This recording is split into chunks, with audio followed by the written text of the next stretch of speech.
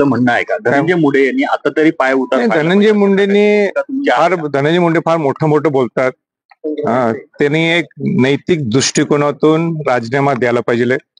आणि पूर्वीचे उदाहरण आहेत जिथं अशोकराव चव्हाण असतील, आपले मनोज जोशी सर असतील, अंतुले माजी मुख्यमंत्री अंतुलेजी असतील, अनेक माजी मुख्यमंत्र्यांनी सुद्धा आपला राजीनामा दिलाय आणि परत एकदा क्लीन चिट घेऊन परत ते त्या राज्य सत्तेवर आलेले.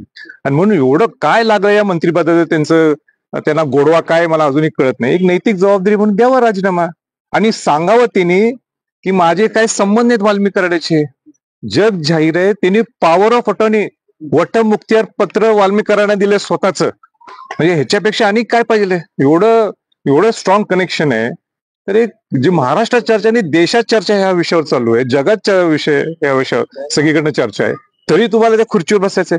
आणि त्याला मग अजित पवार असतील, मुख्यमंत्री असतील, का संरक्षण द्यायला लागले एका मंत्र्याला? आश्चर्य आहे. म्हणजे माझा उलटा असा प्रश्न आहे की